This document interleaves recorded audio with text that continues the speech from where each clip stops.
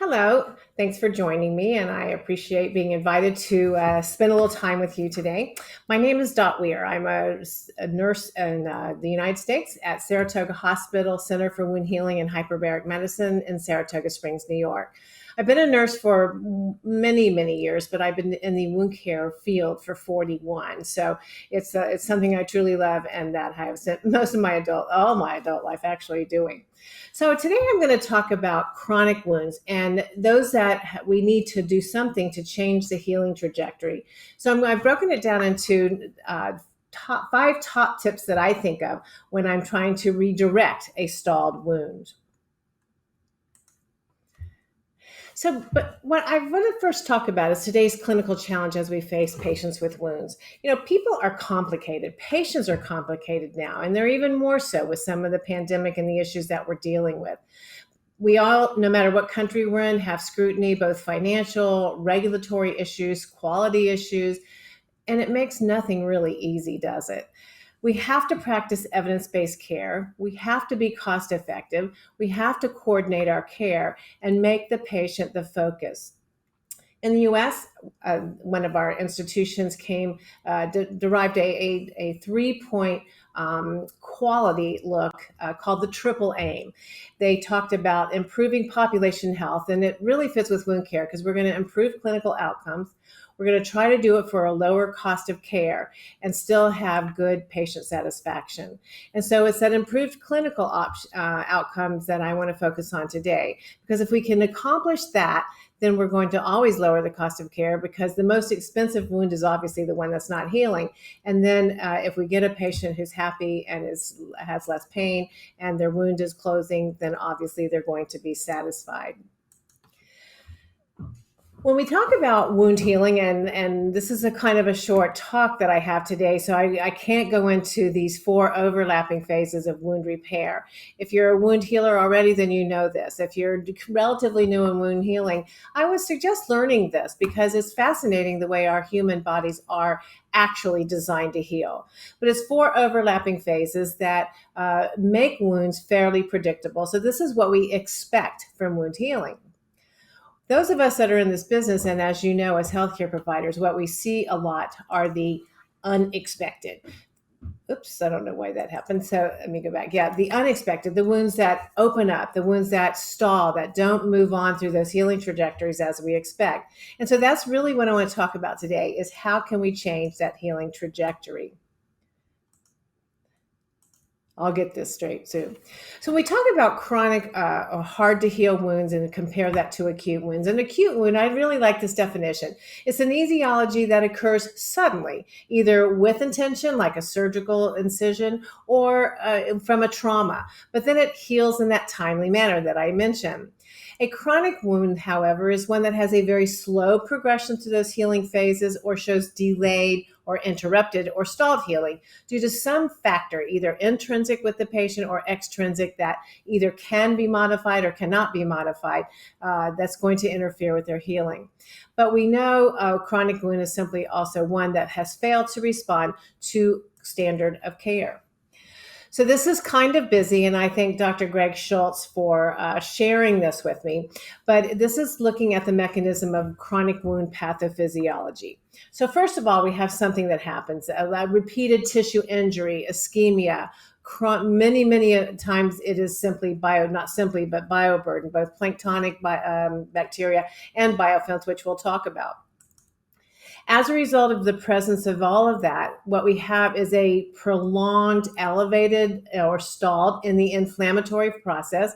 As a result of that, we have these inflammatory cytokines that are being synthesized, like tumor necrosis factor, some of the interleukins. And so as a result of that, we have higher levels of little white cells than neutrophils, increased numbers of macrophages, and increased mast cells, which sort of perpetuate the inflammatory process. So as a result of that, we now begin to have an imbalance of proteases and their inhibitors. And I'm going to come back to this because this is one of my tips. Elevated proteases, which are enzymes that break down proteins, both in a positive way and in a negative way, and we'll talk more about that. And then there's a decrease in those inhibitors that should be slowing those down. And again, I'm going to come back to that. But as a result of that, we have off-target destruction. We have all of these enzymes that are cleaving and breaking down proteins that we need for wound repair. We need growth factors, and they will break those down. We need the receptors for those growth factors, and these enzymes will cleave those off of the cell wall. We have extracellular matrix that's being degraded and broken down. So as a result, we don't have good granulation tissue. We don't have cell proliferation. We don't have cell migration. And we have a stalled wound. We have an acute wound that has now become a chronic wound. We're going to come back to all this. So when we think about chronic wounds, is it time driven or is it patient driven? Well, I would submit to you that I think it's both. It's certainly time driven. The longer we have a wound open, we're going to have increased bacterial load. We'll talk about that. Excessive proteases, which I've mentioned and we're going to come back to. We have prolonged inflammation, as I've mentioned. We have something called cellular senescence that occurs. And this is when the cells on the surface of the wound, because they've been in this hostile environment, aren't dead, but they have lost their ability to respond to signaling. This is why we do maintenance debridement, but they simply are not dead, but they still need to go. Many times they've gone through all the DNA replications that they can, so they're just not helpful cells. In fact, you can think of senescent cells as senile or sort of old. And a lot of this could just be because of inadequate or chronic or inappropriate treatment. And then most of the time, though, I would say that it's patient driven. And many of the patients that we have with wounds, that wound may be exhibiting chronic nature almost from the time it happens because of diseases or conditions that the patient has, something that might be competing for oxygen or metabolic resources. Think of that person who has chronic obstructive pulmonary disease. If they're not breathing good oxygen, they're not perfusing good oxygen. Forget just the fact that they may not have good perfusion in the first place, but if they don't have good enough oxygen saturation in their blood, they're not perfusing that to their tissues. They may be on some medication, something that is inhibiting their healing, and there's a whole host of these. Things like steroids, other immunosuppressive agents, the chemotherapies, for example.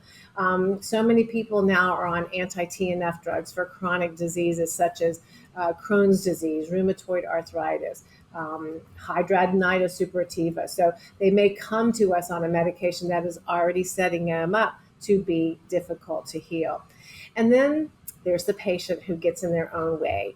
They have difficulty or an unwillingness to stick with their diet, manage their blood glucose adequately, who continue to smoke, or who will not utilize the support that they need, such as their offloading or their compression device. And so these are the things, if we keep all these in mind, and a lot of these we're going to talk about more. So how do we redirect a stalled wound? Well, I've come up with 5 of my key tips. And again, there's certainly more, and we can't go into a lot of detail on all of these, but I want to talk about them at a very high level.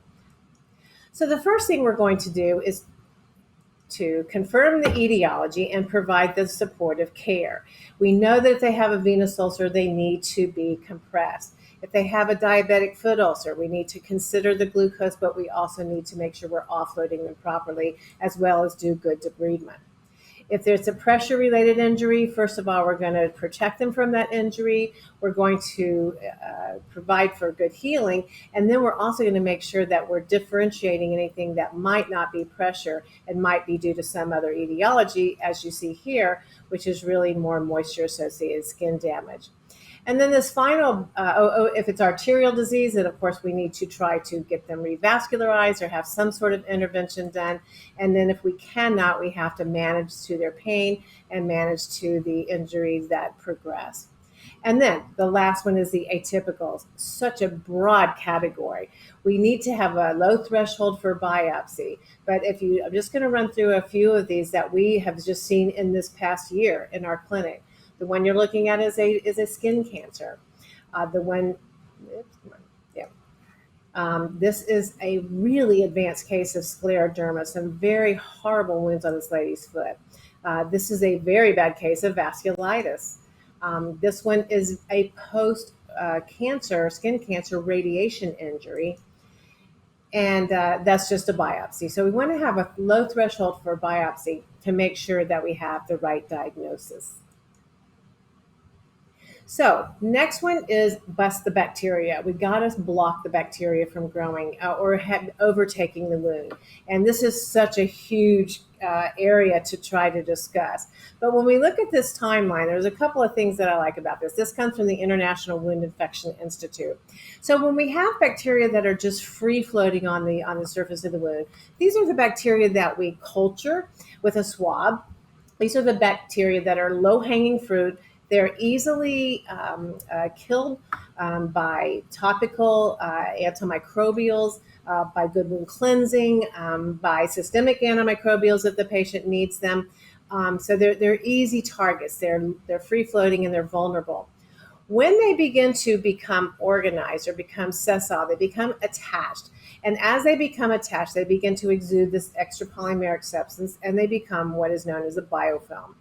As the biofilm matures, it becomes much larger, and then it will open up and disperse planktonic bacteria out into the wound bed again. Here's the thing about this picture, though, and Thomas Barnshold, I don't know if you've ever heard him speak, but he just published a very nice paper where he asked clinicians, what their visual of biofilm was. But he calls it the mental model. Because we see things like this, then we have this mental image that we can see biofilm, when indeed it is microscopic. We will see the byproducts of perhaps having biofilm there, and there's some studies and research being done looking at that. But again, what we want to do is try to reduce the planktonic bacteria so that we don't have the development of biofilm. So this is also from the International Wound Infection Institute. But when we look at the timeline or the growth line, if you will, of bacteria, what we're going to see is initially contamination. That's just the bacteria sitting there on the surface of the wound. Once they begin to replicate, then it's considered to be colonized. And then they become a critical mass where we begin to see local infection, which may be covert or overt. And then if we aren't able to stop it there, then we may go on to spreading infection and then systemic infection. So as we look at this time, or this growth line, if you will, when we're looking at contamination and colonization, we just need to really be careful and watch the wound. As we get into local spreading or systemic infection, clearly that is the bacteria that needs to be treated. And as you see that pink bar that's at the top, then we have to assume or suspect that there is biofilm present. And when you're first beginning to notice it, that's when we can use topicals. But unfortunately, if it's allowed to progress where the bacteria invade down into the deeper spaces and cause the disease of infection, we're going to have to use systemic. So what do we do about the bacteria? Well, first of all, we want to keep our eye on these wounds, observe closely for subtle as well as furthering dramatic changes, looking for increases in exudate, increases in odor, a change in the tissue quantity or quality. Maybe a wound that was granulating has suddenly stopped. Maybe there's hypergranulation tissue.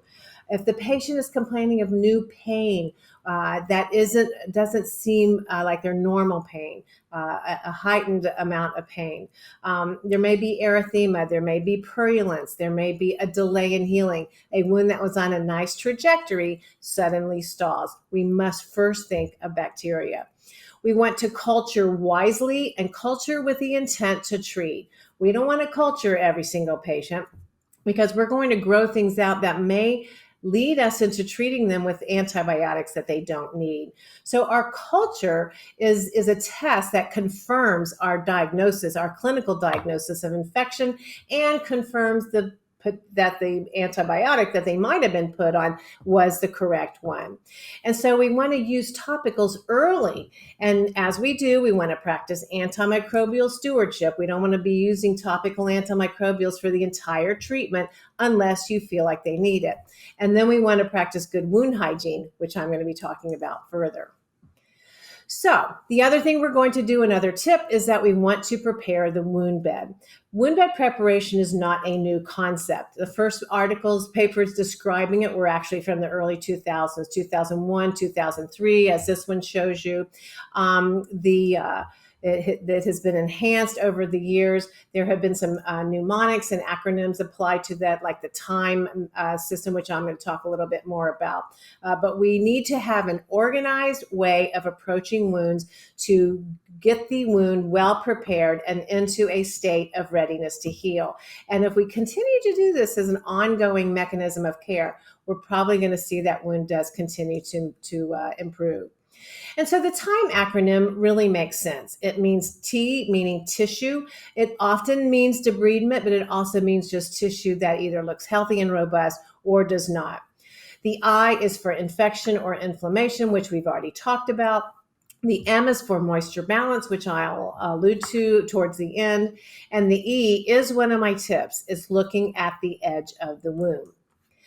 So the debridement, I borrowed this slide from a gal that's well known to you all in Australia, Terry Swanson, my friend, from a presentation that we just did together recently. And I'm not going to talk about all the types of debridement, but we must find a way, if it is appropriate for the wound. In other words, if we have a dry eschar on a poorly perfused limb, we're not going to debride. But if we're really intent on preparing the wound bed, then we will need to accomplish debridement by some mechanism. And the faster we can do that, the better. We want to begin to think about wound hygiene. Terry Swanson and I were on a panel that published this paper back in March of 2020, Define Hard to Heal Wounds with an Early Antibiofilm Strategy, Wound Hygiene. I'll define exactly where that came from in a moment, but it's a fundamental aspect of everything we do for these wounds, because we have to assume there's the presence of biofilm, first of all, the presence of bacteria, but also the presence of biofilm on these wounds. We have to think of non-healing as its own pathology, that if we have the right approach and the right tools, we can actually change that, as well as long as we're supporting with gold standard of care. We have to triage the wounds by their risk, regardless of their duration. So remember that chronic wound, is it time or is it the patient? Remember, certainly time can cause chronicity, but it could be the patient also that puts them at higher risk for non-healing. And so our recommendation on the panel was actually that we perform wound hygiene to some degree at every dressing change. And interestingly, as of tomorrow morning, from when I'm taping this, we're going to be having a Zoom meeting, to look at expanding this whole wound hygiene concept. So where did wound hygiene come from? Well, it's because we understand oral hygiene. All this biofilm stuff is not so new in wound healing, but it has been well known and as a causative factor for problems in the mouth, in the dental world. We know that biofilm causes much of the tartar, the plaque, and the gum disease that occurs in patients' mouth and teeth. And so the concept of wound hygiene is based on oral hygiene. We floss, we brush our teeth several times a day. And so familiarity with this makes the concept of wound hygiene easier to sort of grasp. So good therapeutic wound and peri-wound cleansing is the use of some sort of fluid, devices to remove the loosely adherent contaminants and detritus from the surface of the wound, devitalized material that is easily removed to take it away from the wound surface and the wound edges. And so promotion of this cleansing and skin cleansing has to be considered part of completing a dressing change. In fact, our panel consensus and agreed that wound hygiene and skin cleansing should encompass 10 to 20 centimeters around the edge of the wound. Think about how you clean wounds. Do you think you do that? I know I don't think I did.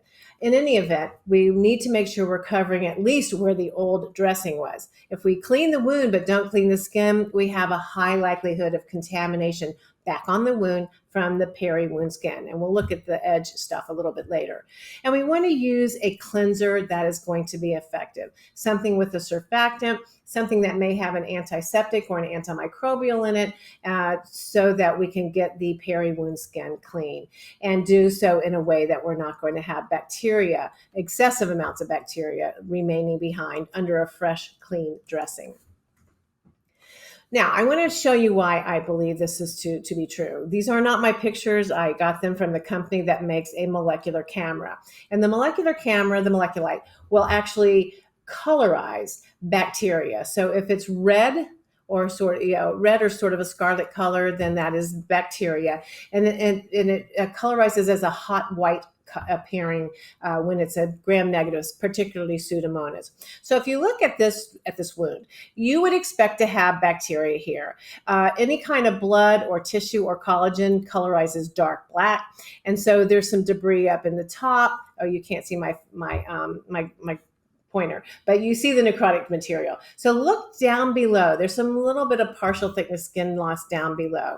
Now look at what the camera was able to highlight.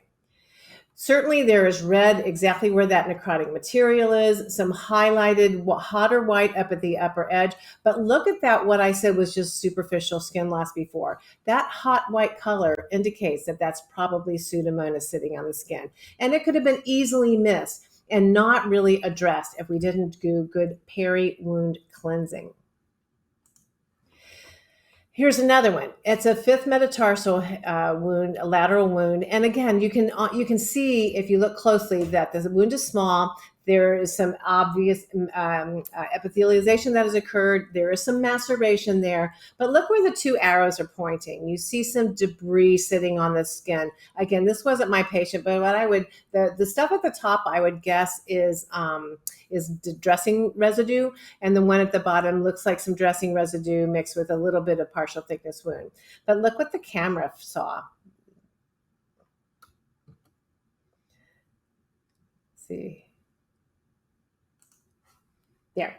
Look at that. Everywhere that macerated skin is colored red. So that means there's bacteria there. It's not saying it's infected. It's just meaning that the bacteria is there.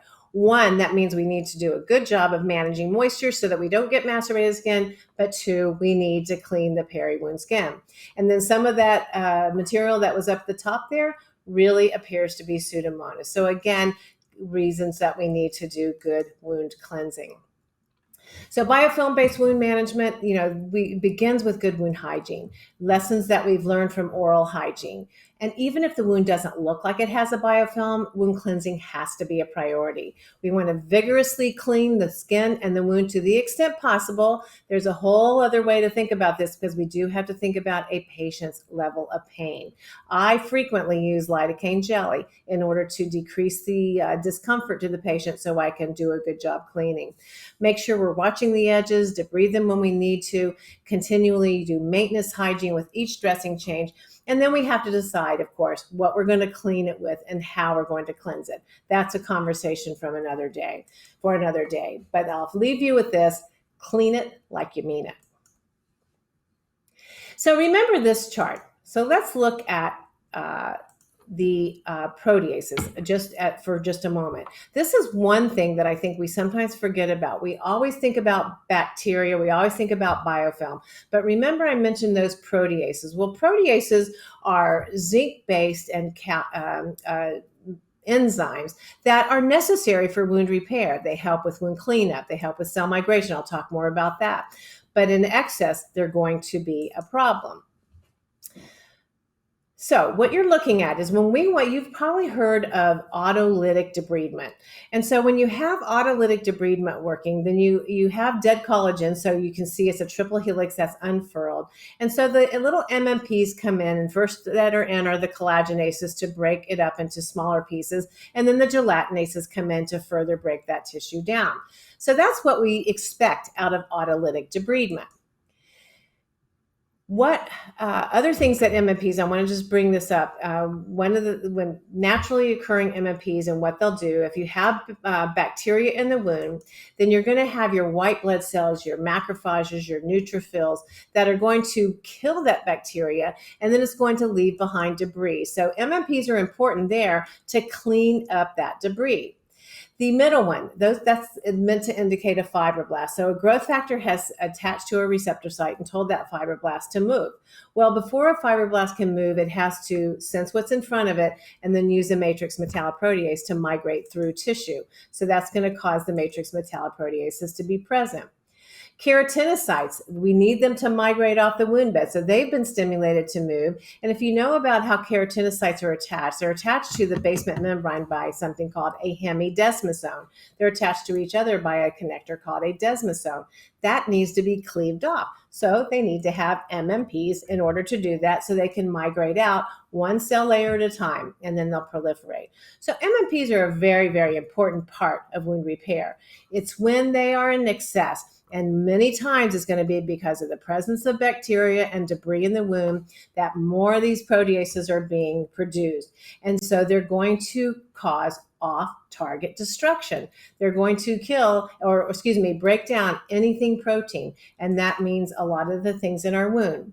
So we need them to be in the right place at the right time and the right amount. Because if not, they're going to do all of those things we talked about and delay wound healing. So there's many of you, I'm sure, use collagen as a sacrificial substrate, and this is the story. Collagen is normally going to be produced by fibroblasts in the normal course of granulation tissue formation, as well as other extracellular matrix proteins. And so when we have a wound that's become stalled or chronic, the fibroblast recruitment has slowed down. The collagen is then going to be degraded or broken down by the excessive matrix metalloproteases in this hostile wound environment. So if there's an abundance of collagen, it can help to minimize that unfavorable environment. So let's go back to look at how if we put collagen topically on top of a wound, it can act as a sacrificial substrate. So those white strands up at the top that kind of look like maybe clouds are actually topically applied collagen. And so the MMPs that are in the wound that would be breaking down not only the bad stuff, but the good stuff are going to preferentially go up to the topically applied collagen, again, like low-hanging fruit.